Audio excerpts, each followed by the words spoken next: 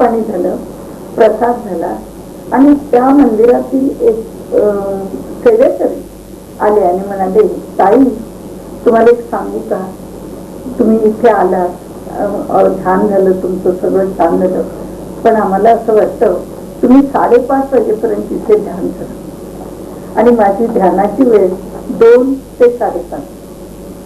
कृष्ण ताबडतोब तयार झाला आणि या रूम मध्ये मी ध्यान केलं. बरोबर 5:30 उठून सांगितलं, आता मला थांबता येणार. मग रानडे म्हणून त्यांच्या बंगल्यावर गेलो. जणू काही लग्नघर झालेलं होतं. खाना इकडून तिकडून माणसं आलेली होती आणि देशमुख म्हणून त्यांचे मित्र, त्यांनी एक बंगला बांधलाय. तर तिथे गेलो. तिथे गेल्यानंतर त्या देशमुखांच्याकडे पुष्कळ मंडळी आलेली होती, पण एक बाई सारखी तिथे वावरत होती. त्या बाईने पूर्वी कधी मला पाहिलेलं नाही, मी कधी त्यांना पाहिलेलं नाही. कृष्णाने तिला बोलवलं आणि सांगितलं, तू आज आलीस ते फार बरं झालं, तू आज आलीस ते फार बरं झालं असं जेव्हा 2-3दा सांगितलं, त्यावेळेला कृष्णाकडे त्या बाईचं कळत नसत दिल खोललं गेलं आणि तिला अख्खा बक्षी आवडेना. तेव्हा मी त्यांना म्हटलं, तुम्ही मला कधी पाहिलेलं नाही, मी तुम्हाला पाहिलेलं नाही, पण श्रीकृष्णाला तुमच्या मनात हे काय आहे ते निश्चित कळलेलं आहे, म्हणून हा तुम्हाला सांगतो, तू आलीस ते बरं झालं. तेवढं सगळं झाल्यानंतर रात्री 10:30 त्यांना वाटलं, कृष्ण एवढं मला परत परत सांगतो आणि मी त्याला काय माझं जे काय ते सांगत नाही असं मला वाटतं, म्हणून त्या मला सांगायला आल्या की ताई मला तुमच्याशी जर बोलायचं. म्हटलं या बोला. तर म्हणाले उशीर झालाय सर म्हणजे, आणि म्हटलं उशिराचा काय प्रश्न नाही काय तुम्ही. आणि मग त्यांनी जे काय आपल्या अडीअडचणी होत्या त्या सांगितल्या. तेव्हाच मी त्यांना सांगितलं, पाच कृष्ण तुम्हाला परत परत सांगत होता, तू आज आलीच त्या फार बरं असलं. त्याचं कारण आहे तुला मार्ग दिसत नाहीये अशी अवस्था झालेली होती आणि आताही अजून दिसलेला नाही, पण कृष्णाचं हेतू केलं तर तुला निश्चित मार्ग दिसणार आणि सगळं व्यवस्थित होणार. त्यांनी आपली अडचण काय ती सांगितली. कृष्णाच्या नियमाप्रमाणे कोणाचं कोणाला दुसऱ्याला काही कळता कामा नये. याचं कारण प्रत्येक जण माझा भक्त, मला आई मानतो, मला सर्वस्व मानतो, म्हणून सगळं काय ते माझ्याकडे सांगतो. मग अशा वेळेला ती 4 भिंतीतला 5व्या भिंतीत जर गेलं तर ती सर्वस्व तू जबाबदार असं मला सांगत असतो. आणि म्हणून मी फार अगदी कळू नये शक्य तितकं, पण कधीतरी मी माणूस आहे, माझ्याकडून चूक होते आणि चूक जेव्हा होते तेव्हा कृष्ण सांगतो, आता ही चूक झालेली आहे तुझी, तेव्हा ही परत झालेली मला आवडणार नाही, मग मात्र तुला शिक्षा करणार. तुमच्या हृदयापासून मारलेल्या हाकेला मी धावून येणारच. अनन्याश्चिंतयन्तो माम ये जनाः पर्युपासते तेषां नित्याभियुक्तानां योगक्षेमं वहाम्यहम्. असं कृष्ण सतत ताईंच्या मार्फत सांगत होताच, पण त्याला धावून येण्यासाठी आपण हाक मारणार ती कशी असावी, भक्तांकडून त्याची काय अपेक्षा आहे हे सांगताना ताई म्हणतात, विश्व कार्यासाठी आज मी केरळाला पहिला प्रसरण दिला आणि केरळावर नजर फिरवण्यासाठी म्हणून आलो. ते माझे येणं म्हणजे तुम्ही सर्व भक्तांनी मला दिलेलं हा पाठिंबाच आहे असं मी समजतो. आणि म्हणून तुम्हाला सर्वांना एकाच वेळेला एकच आश्वासन देतो, यापुढे केव्हाही तुम्ही मला पूर्ण श्रद्धेने हाक मारली म्हणजे मी तुमच्यासाठी उभा राहणारच. पण पुन्हा लक्षात ठेवा, 2 हात नमस्कार करताना ज्याप्रमाणे 2 हात एकत्र आल्यानंतर नमस्कार होऊच शकत नाही, त्याप्रमाणे मी आत्ताही तुम्हाला जे वचन देतो ते आत्ता तुम्ही आपण ज्या स्थितीत बसलेले आहात पूर्ण माझ्यावर श्रद्धा टाकून त्याच अवस्थेमध्ये राहा हे मात्र मी तुम्हाला निश्चित सांगतो. त्याचं कारण मनाची चलबिचलता कुठेही कधीही केव्हाही व्हायला देऊ नका. जेव्हा कधी ते लक्षात येईल माझ्या मनाची चलबिचलता झालेली आहे, कृष्ण माझ्यासाठी येईल का नाही, कृष्ण माझं हे करेल का नाही, त्याला एकच गोष्ट लक्षात ठेवा. नमस्कार करताना दोन हात एकत्र यावे लागतात. त्याचप्रमाणे कृष्ण आणि मी या दोघांचं एकत्रीकरण हवं लागतं. ती श्रद्धा माझ्यावरती धरू कधीही देऊ नका. तुम्ही ती श्रद्धा धरू दिली नाही म्हणजे मी सतत तुमच्या बरोबर उभा आहे त्याच्याबद्दल अगदी 100% नाही 200% व्यवहारिक सांगतो, पण खात्री बाळगा. मी तुमच्या बरोबर असेन, तुमचा हात धरून चालीन, तुमच्यातर्फे कार्य करेन. हे तुम्हाला आजच्या दिवसाला दिलेलं वचन आहे असं सांगतो. ते माझं वचन आहे. अनन्या चिंतयन्तो मां ये जनाः पर्युपासते तेषां नित्याभियुक्तानां योगक्षेमं वहाम्यहम्. तुम्ही ज्या वेळेला अनन्य भक्तिभावाने पूर्णपणे माझ्यावर श्रद्धा ठेवता तेव्हा तुमचा सर्व योगक्षेम या शब्दाला महान अर्थ आहे. तो अर्थ गीतेमध्येही लिहिलेला गेलेला नाही. योगक्षेम याचा अर्थ तुमच्या जीवनाच्या सुरुवातीपासून ते अंतापर्यंत सर्व जबाबदारी माझी. पण केव्हा अनन्या चिंतयन्तो मां ये जनाः पर्युपासते तेषां नित्याभियुक्तानां योगक्षेमं वहाम्यहम्. हे पूर्ण लक्षात ठेवा. आणि एकच गोष्ट लक्षात ठेवा, तुम्ही ज्या पूर्ण श्रद्धेने मला हात मारणार त्यावेळेला मी तुमच्यासाठी उभा असणार, धावत येणार, तुमच्या बरोबर वावरणार आणि तुमच्या हातातून कार्य करणार याची खात्री बाळगा. ओम नमो भगवते वासुदेवाय. आनंद आताच तुम्हाला सांगितलं भगवान श्रीकृष्ण भक्त म्हणजे माझा भक्त हा मला प्राणहून प्रिय असतो. पण त्याला जेव्हा मी वचन देतो त्यावेळेला काही कारण असतं, अनेक वेळा माझे भक्त दिसतात.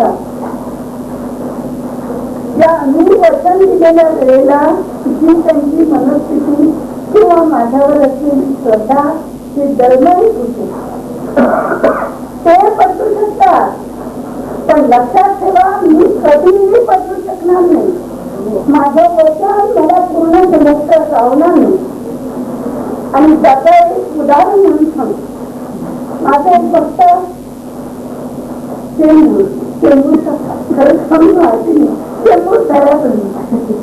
कृष्णाजी पहाटे एकदा सांगितलं, तो कधी मला विसरलेला आहे तरी मी त्याला वचन दिलेलं आहे की मी तुझ्यासाठी धावते. मला केलं तर चालणारच नाही. आज चालणारच नाही. स्वतःच्या गाडीचं आमच्या ठिकाणी जा, तिथे जा. मी आजपर्यंत मुंबईला रस्ते कधी जात नाही, मला जाता येत नाही. आणि तिकडे गेल्यानंतर मी काहीतरी 8 पोचले असेल त्या दारामध्ये. आणि दारात पोचल्याबरोबर दार उघडल्याबरोबर त्यांनी या हाक मारली. कृष्ण बोलला, तुझ्याकडे येण्यासाठी आलेलो नाही मी आज. मी माझं वचन पूर्ण करण्यासाठी आलेलं आहे, तुला सांगायला आलेलं आहे. आज तू एका महत्वाच्या पेपरवर सही करणार आहेस, ती करू नको. ती जर केली तर तुझ्या आयुष्याचं सगळं नुकसान होणार. एवढा वाक्य बोलला आणि त्याचं आज कृष्ण आज मी येऊ शकत नाही. तुझ्याकडे मला याच्या पुढे 15 वर्ष येता येणार नाही. त्याचं कारण काय ते तू मी नाही शोधणार. पण माझ्या वचनाची पूर्तता मात्र केल्याशिवाय मला राहणार नाही. म्हणून ते दावत आलेलं आहे. आणि तुला सांगतो आज मी तू सही करणार आहे ती करू नको. माझा विश्वास असेल तर करू नको.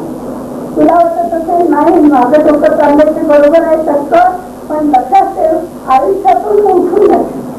हे सांगण्यासाठी सांगितलं कृष्णा, तू सांगितलं म्हणून केलं नाही, मी सही केली नाही आणि आता मला कळलं काय झालं असतं पुढे.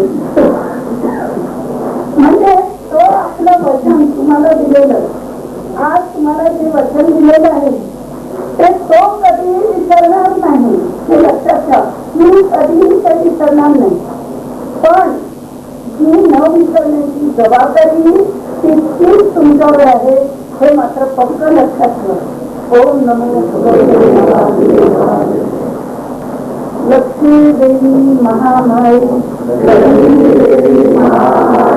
देहि मे अनुग्रहम तथा संपत्तिधरम आयुष आरोग्यम संपदाम. लक्ष्मी देवी महामाये देहि मे अनुग्रहम तथा संपत्तिधरम आयुष आरोग्यम संपदाम. लक्ष्मी देवी महामाये देहि मे अनुग्रहम तथा संपत्तिधरम आयुष आरोग्यम संपदाम. ओम नमो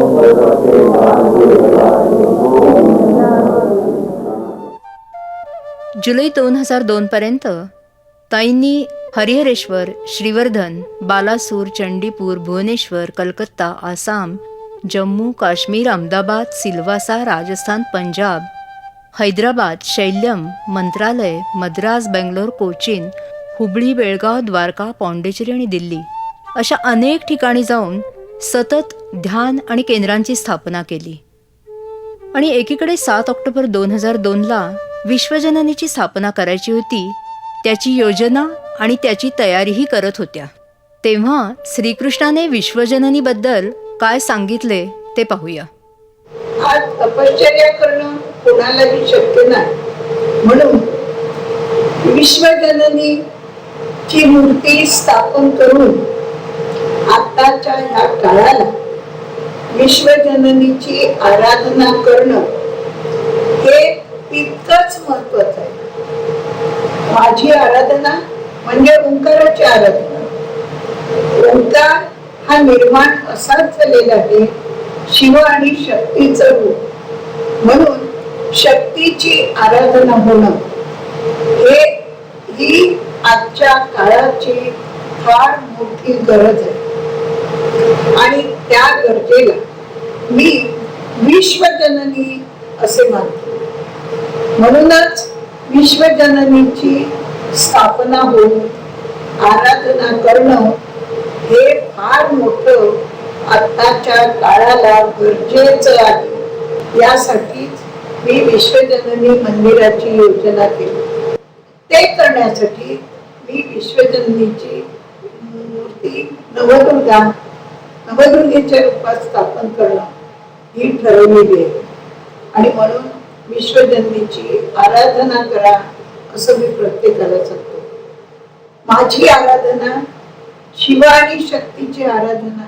शिव म्हणजे मी आणि शक्ती म्हणजे नवदुर्गा मिळून ओंकाराची जागृती ही होण्याची आता अतिशय मोठी गरज आहे.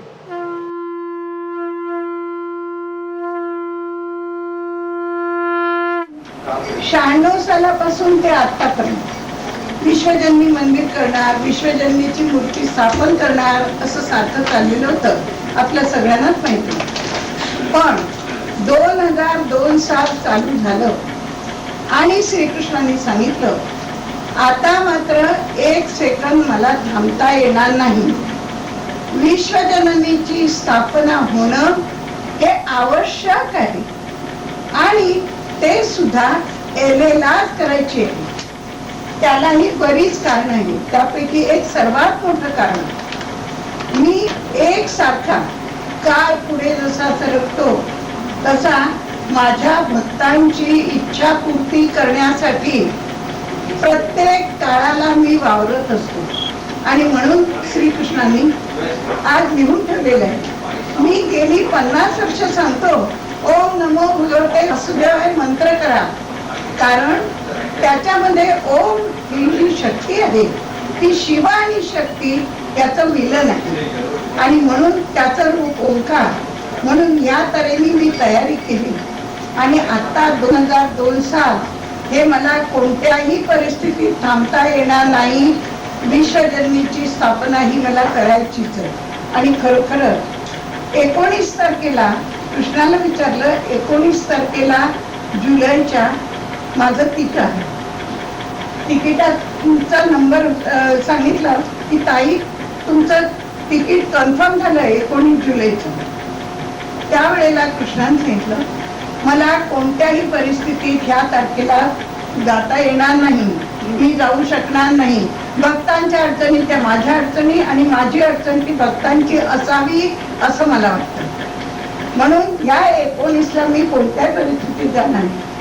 मूर्ती तयार उतरलेली मलाही माहिती.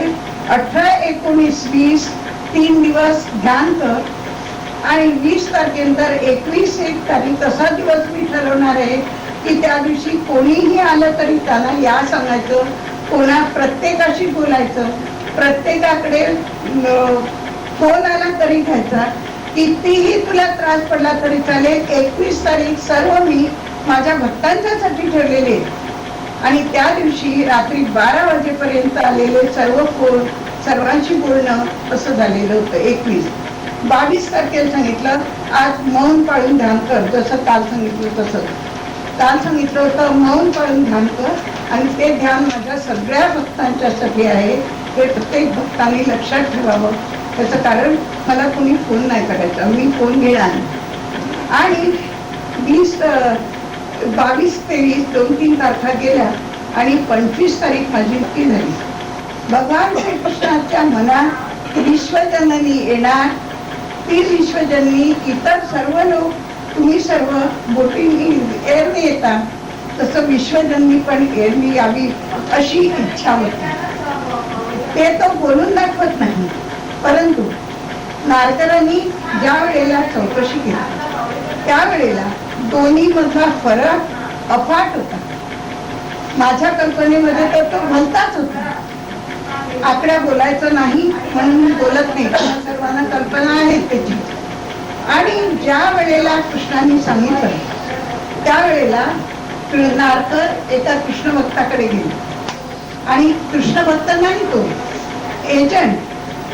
एजंटकडे गेले आणि सांगितलं की आम्हाला बुवा अशी एक मूर्ती पाठवायची आहे. त्यावेळेला त्या मूर्तीसाठी आम्ही काय केलं पाहिजे. तेव्हा त्यांनी पाहिलं आणि यांच्याकडे नीट विचार केला आणि म्हणाले पहा तुम्हाला मी एकच सांगतो आणि ते उद्या सांगतो ना, उद्या तुम्हाला सांगतो. आणि दुसऱ्या दिवशी नारकर जेव्हा गेले त्यावेळेला आपण विश्वास न ठेवण्यासाठी ही गोष्ट मी पण गेले नाही. नारकरांना त्यांनी सांगितलं की नारकर एकच तुम्हाला सांगतो, माझी सेवा म्हणून हे सर्व स्वीकार. आपण विचार करा या गोष्टीचा. 4 रुपये 5 रुपये 10 रुपयाची गोष्ट नाही. केवढा तरी फरक. कृष्ण म्हणतो आकडा बोलायचा नाही म्हणून मी बोलत नाही. अर्थात पुन्हा सर्वांना त्याची कल्पना आहे आकडा बोलायचा नाही म्हणून बोलत नाही, पण त्यांनी तो आकडा इतका कमीवर आणला की तो कोणालाही जास्त वाटणार नाही असा तो होता. आणि मी संध्याकाळी कंटकीला जगदीश पाटीलकडे उभी होते, कृष्णाला नमस्कार करत होते आणि त्यांचा मला फोन आला.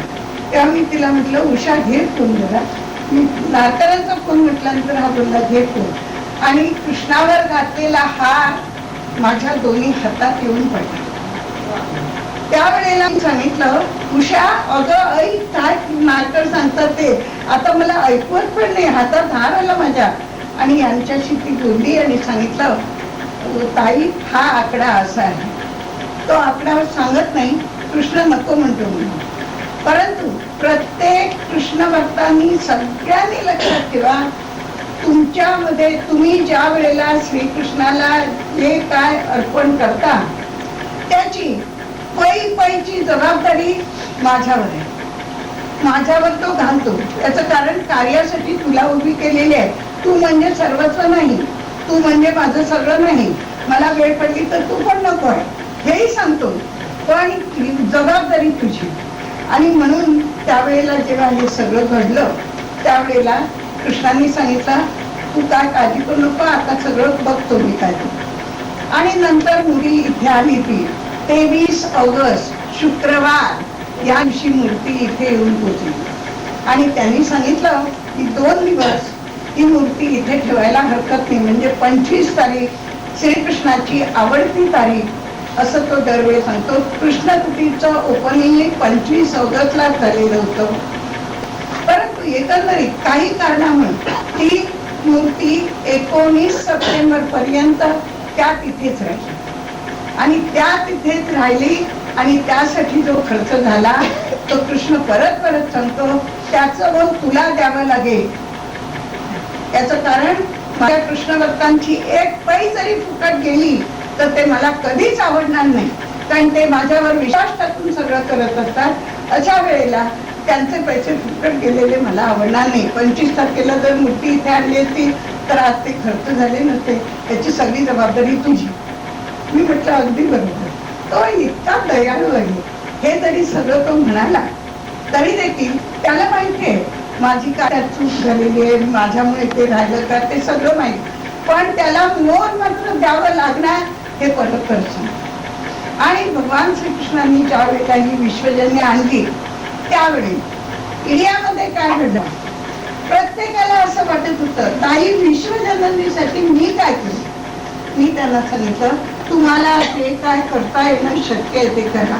विश्वजन्नीच्या कार्यासाठी ताई चाललेल्या आहेत, तेव्हा कोणालाही विश्वजन्नीसाठी काय द्यायचं असेल तर ते द्यायचं. कृष्णाने सांगितलं विश्वजननी तुमच्याकडे हात पसरत नाही आणि मी त्याहून नाही. सांगून सांगतो कोणालाही हे सांगायचं नाही. विश्वजन्नी भीक मागत नाही. मला जे शक्य आहे, मी द्वारकाधीश आहे, मला माझ्या मनात आलं तर सर्व काही होऊ शकतं आणि म्हणून दिलेले पैसे घ्यायचे नाही असा यांना निरोप पाठवला. त्यांचा मला फोन आला ताई मला गौतम कडून कृष्णाचा निरोप कळला. म्हटलं हो खरं आहे, माझाही नाईलाज झालेला आहे. कृष्णाने सांगितलेलं आहे कोणाकडून घेतलेले मला आवडणार नाही. माझे भक्त जे आपणहून करतील ते मला आवडणार, त्यांचा मी स्वीकार करणार. त्यापैकी एक अमेरिकेच्या भक्ताचा फोन आला की ताई छत्र माझ्याकडून घ्या. कृष्णाने सांगितलं एक छत्र मला विश्वजन्मीचं एका भक्ताकडून घेता येणार नाही, त्याच्यासाठी 7 लोकांचे हातभार लागले पाहिजे आणि ते कोणाचे लागावे हे मी ठरवणार, ते तुम्ही काय करू.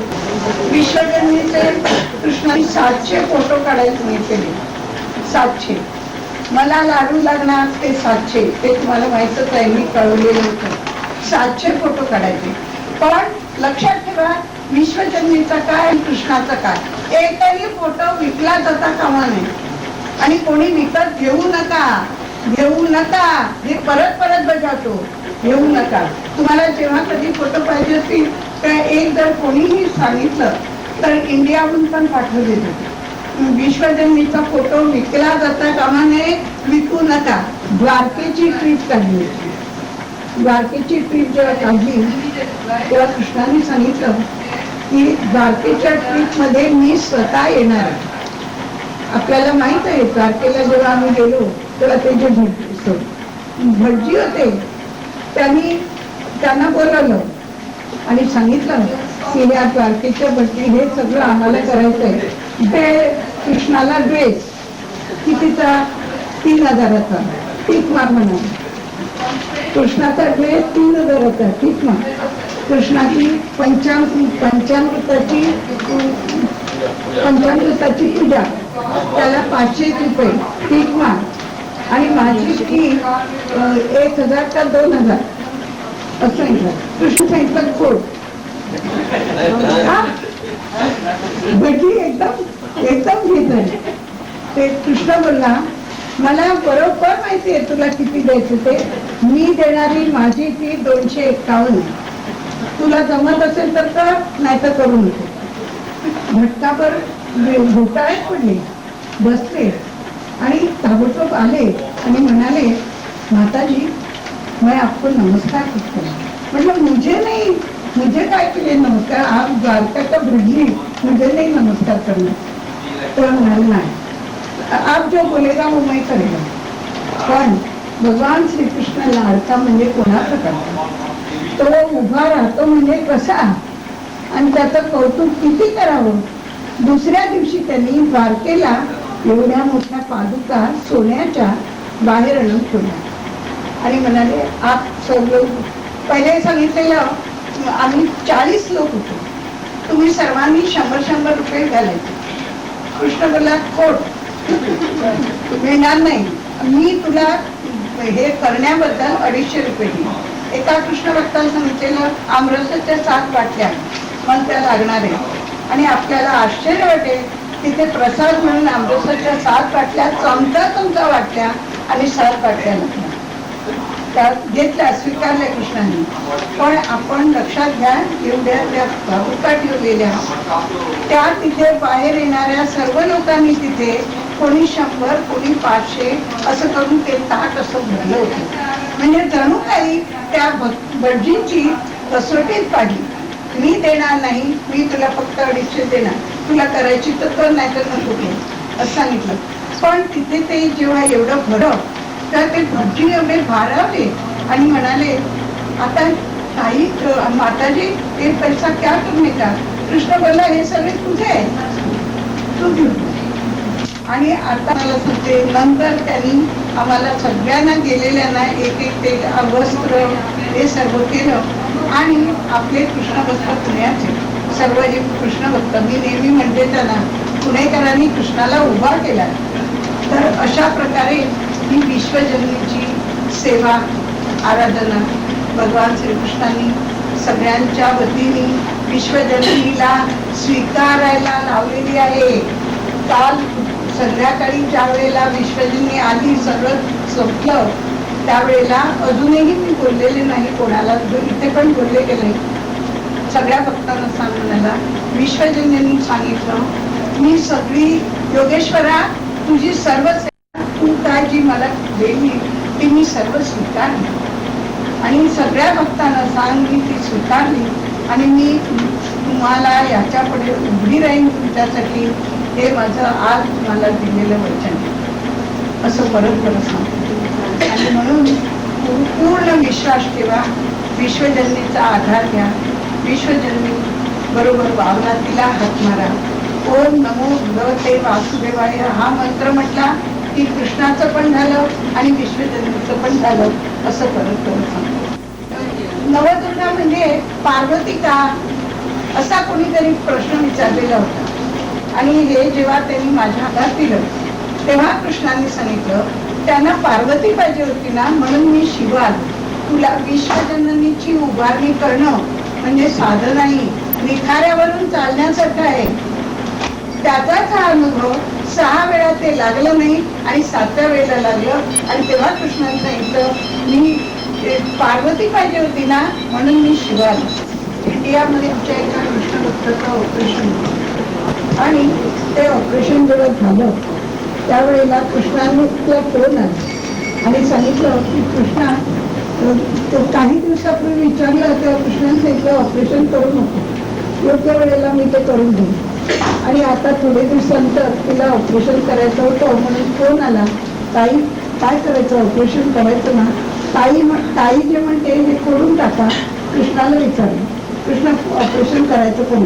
कृष्ण बोलला, आता मी योग्य वेळ आहे, मी येईन, काही काळजी करू नका, ऑपरेशन करा. तिचं ऑपरेशन झालं आणि तिला ऑपरेशन मधून बाहेर आणून बाहेर ठेवलं आणि ती त्या ठिकाणी येऊन ऑब्झर्वेशनसाठी म्हणून बसलेले होते.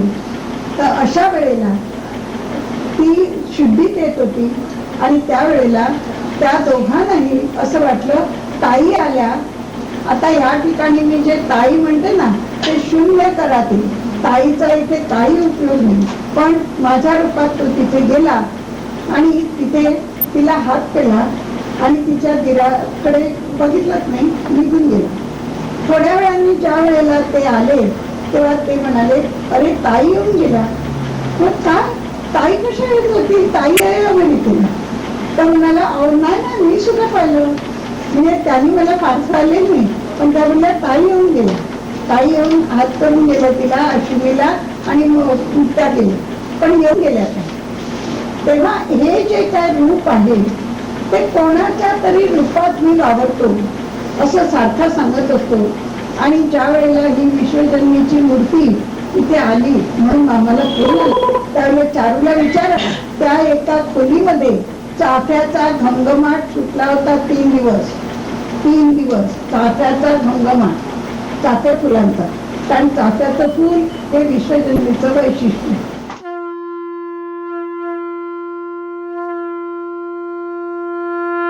त्यांनी यावेळेला येताना सांगितलेलं होतं, तू यावेळेला जी अमेरिकेला चाललेली आहे ती कुठेही काही बघण्यासाठी नाही, अजिबात मेडिटेशन आणि विश्वजन्मीची स्थापना या 2 कामासाठी तू चाललेली.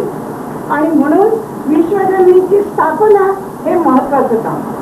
आणि म्हणून रात्रंदिवस मेडिटेशन कोणासाठी? माझ्या सर्व कृष्ण भक्तांसाठी, ज्ञात अज्ञात, माहीत असलेले नसलेले त्यांच्यासाठी. त्यानंतर भारतासाठी गेली 2000 सालापासून ते 2000 आतापर्यंत भारतासाठी ध्यान कर, रात्रंदिवस सांगत असतो, यंग जनरेशनसाठी आणि माझ्या सर्व कृष्ण भक्तांसाठी त्यांच्यासाठी ध्यान कर. विश्वजन्मी स्थापना कोणाची करायची? तर मडकई नवदुर्गा. आज आपल्याला सांगितलं तर खरं न वाटण्यासारखं, कानावर विश्वास न बसण्यासारखं. काल रात्री मला इंडियाहून फोन आला की ताई आनंदाची बातमी कळतो, 8 पेपर मधून डिक्लेअर झालेले, अहमदाबाद, बडोदा आणि मुंबई, गोवा, सनातन, असं 8 पेपर मधून झाले सगळीकडे. आम्ही एवढ्या आनंदाच्या उकळीतून तुम्ही कधी एकदा येता असं आम्हाला झालेलं आहे. तुम्ही कधी एकदा हे झालेलं आहे हे कौसातलं वाक्य फोडून टाकता तुम्ही, मी नाही. या सगळ्याच्या पाठी भगवान श्रीकृष्ण, योगेश्वर आणि विश्वजननी उभी आहे. विश्वजननी